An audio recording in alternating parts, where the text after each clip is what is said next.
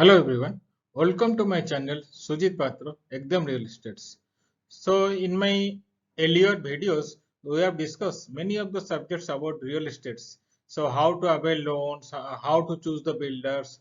So in the current video, we'll discuss about the down payment because down payment is a critical factor in the entire home loan process and in the acquisition of property. So if you will not make any some due diligence or if you will not make some wise decision while making purchasing a property or while doing a loan transaction process, so we may land into problems. So we have to do a lot of due diligence and thorough diligence in the total process, how to make the down payment, how to remove our worries, so and how to do some smart options and while availing a home loans. So these are all the points we'll ponder upon in the current video. So we have covered almost all the major markets in India and almost all financial institution and leading banks in our current video, and what exercise we'll do, that we'll also discuss in the current video. So what is a down payment? So down payment is required while purchasing a property and while availing a home loan also. So, and it is required for also taking a car loan also or any types of bigger loans. So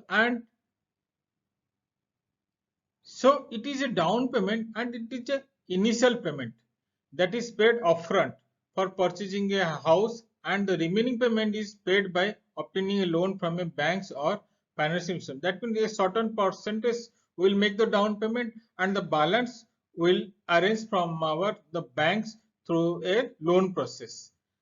So, and what are the basic components?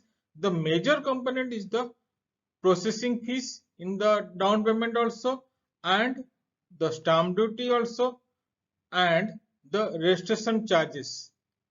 Along with the down payment, these are all the factors we have to consider: the bank charges, the stamp duty while doing the registration of the sale agreement, and the registration charges while doing the sale agreement. So all these requires a cost and charges. So we have to factor these things like processing fee, stamp duty and registration while arriving at the down payment. Generally the down payment varies from 15 to 20%, but as a thumb rule we will take 20% as the down payment. And the documentation charges also we have to take, because the documentation charges, the legal charges, that also we have to include in our down payment components. Then how to save for making the down payments? Because we have to do a thorough diligence and we have to see the what is the down payment and its timeline, in which period actually we have to calculate our down payment. And the step one will be the budget for the extra expenses, because obviously it is a extra expenses, so we have to do some budget also. And the step 3 is maximize your savings contributions. So we have to start planning the saving part also, because when we make some down payment we have to make some saving contribution also, and work hard for a raise. It will be step 4. We have to do some extra hard work and create more streams of income besides the regular income. If you have some other streams of income, that you also you have to thought, and you have to create that some extra income if you can generate some extra income.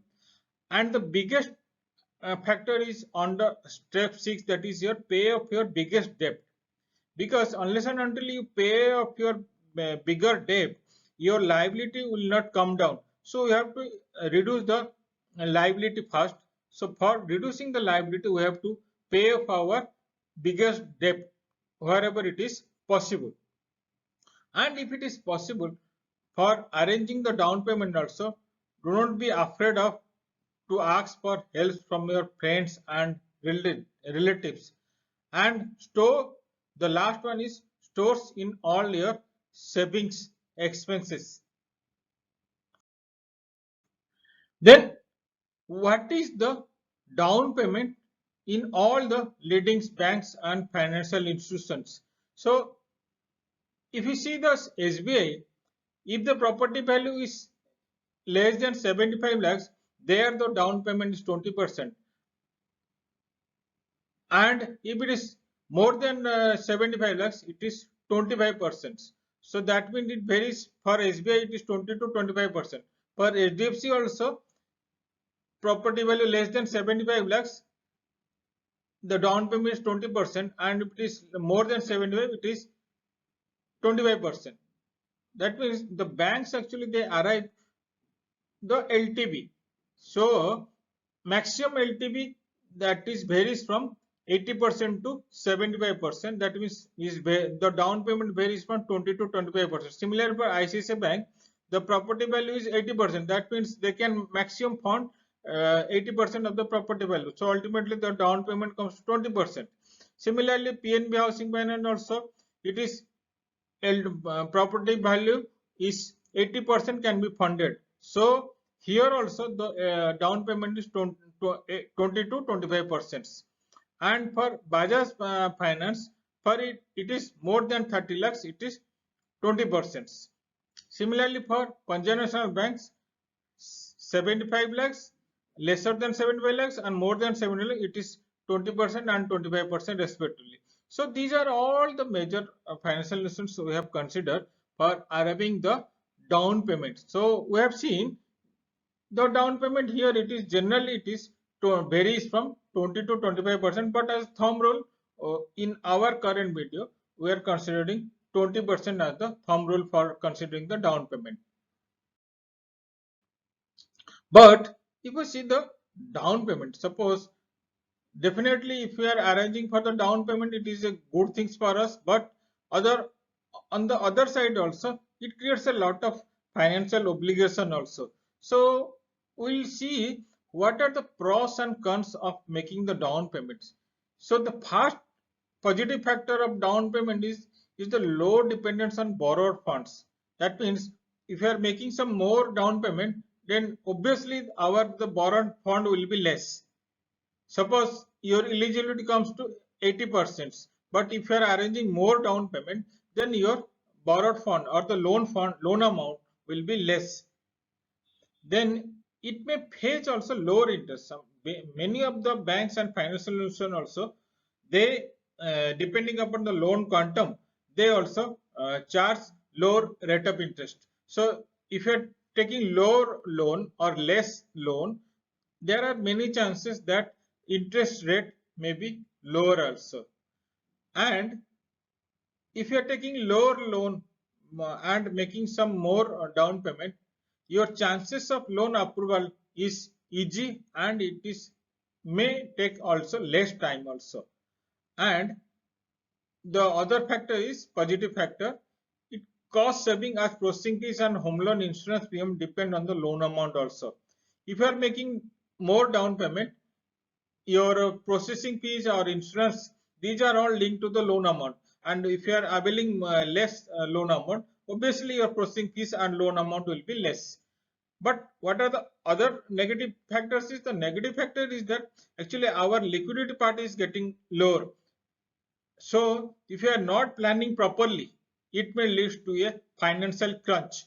So that's why for arranging the down payment, it requires a lot of arrangement, planning also, and due diligence. And lower amount means lower tax benefits. Suppose if you are making lower down payment, then obviously your tax benefit will be also less, because it also leads to, if you are making more down payment, then we may fall short of uh, arranging the funds while doing the furnitures and other consumer durables, because after getting the flat or after completing our property, we also require furnitures and consumer durable also for furnishing the house. So we that point of time we may also have some sort of money or funds. So that also we have to plan properly. and it requires more time to also save money. But the major factor is that how to arrange, how to save, how to plan this down payment. So what are the assistants and how we plan? For planning these down payments, it requires a lot of thought process and what is the time frame, whether it is 3 years, 2 years or 5 years. So we have to plan accordingly. But the major instrument is FDs, mutual fund and ELSS. So these are the three major saving instruments while doing this down payments. So what are the nature of investments of this ELSS, tax savings and mutual fund? Because we are giving a comparison chart for this making arranging this down payment. So the major nature of this ELS is it is basically a equity linked investments, but in FD it is in the fixed deposit. Similarly, mutual fund also it is a investment in equity oriented fund only, but it is managed by the fund manager. But in ELSs, the return is little bit high. It varies from 11% to 15%. But in the tax saving fund, it varies from 7 to 9%. And mutual fund also it is 10 to 12%. And lock-in period also ELSs is 3 years. Tax saving FD is 5 years. And there is no lock-in period for mutual fund. And tax exemption also it is allowed. ELSS it is allowed under ATC, and FDs also it is allowed under ATC, and but mutual fund is there is no tax exemptions. And this mutual fund ELSS, the long term capital gain is taxable at the rate of 10%. Similarly also FD also taxes are applicable at per the normal tax rate, and in mutual fund long term capital gain is applicable. But if you see the risk part, it is ELSS is more riskier and FD is less risk and mutual fund is moderate risk. And ELSS is basically suitable for investors who are willing to invest in equity market. Those who are thorough in the equity market, they can invest in the ELSS.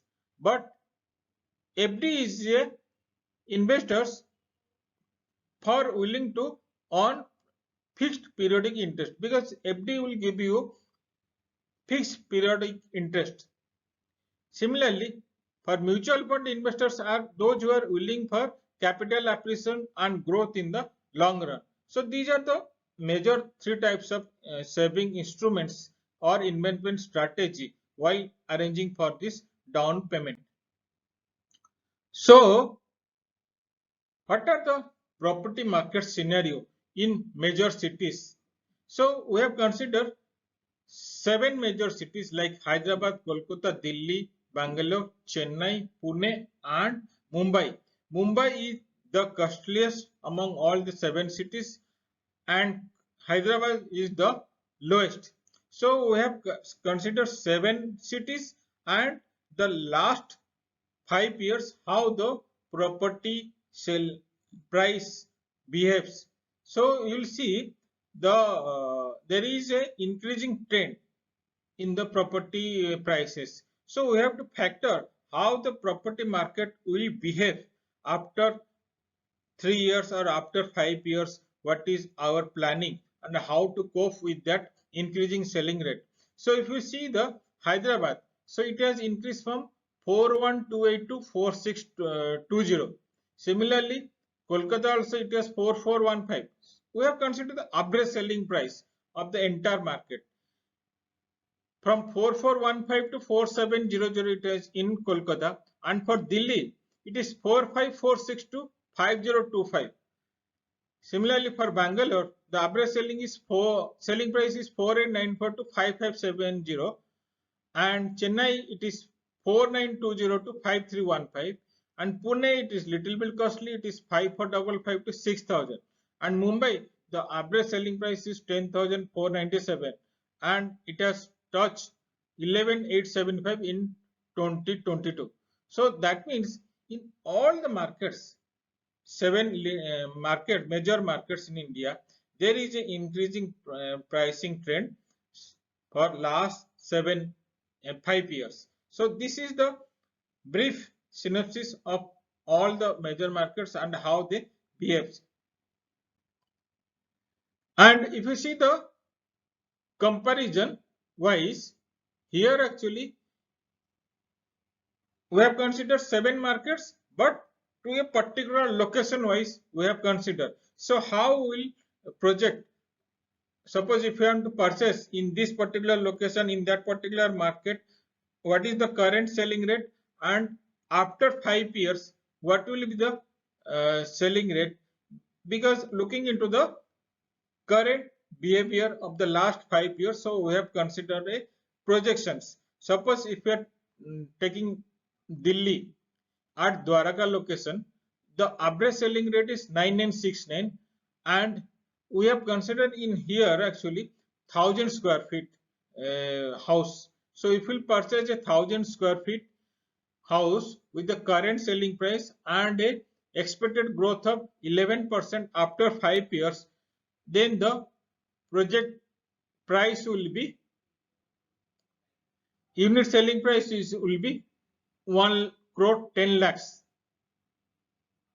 So the 20% will be 22 lakhs, and your monthly saving required is 36,000. That means for Delhi at Dwarka, if you want to purchase a 1000 square feet house, then you have to require a minimum monthly saving of 36,000. Similarly for Kolkata, if you are purchasing at Rajarhat 1000 square feet flat, then you require 21,000 per month your saving with a unit price of 63 lakhs. Similarly, Mumbai at Andheri East, if you are purchasing a 1000 square feet flat, it will cost you 2 crore 77 lakhs. So for 2 crore 77 lakhs, the down payment is 55 lakhs, and your monthly savings required is 92,000. Similarly for Pune, Balewadi, if you are purchasing 1000 square feet flat, your average flat cost will be 98 lakhs and down payment is 19 lakhs. So you require 32 lakhs minimum monthly savings. So these are all the sectors we have considered while doing the down payments. So but before doing this, what are the do's to be done? What do's to be done while making the down payment strategy? So the major factor is that balanced portfolio with a mix of equity and debts, because we have seen that comparison between ELS, FD and mutual fund. So always for any upside downs in the markets, we have to have a mix of equity as well as debt fund, so that we can observe the shock and we can observe the risks and maintain a good credit history, because we are going to apply for a home loan after certain period, after 3 years or 5 years. So we have to maintain a good credit history, otherwise our, if you will not maintain a good credit history or your credit score, then our chances of loan getting rejected or the rate of interest may go high, because now the most of the banks, they are linking their home loan rate with the your credit score. So you have to maintain a good credit history and plan and control your daily expenses, because we have to do some savings. So for savings, obviously it requires a planning and control on your expenses part also.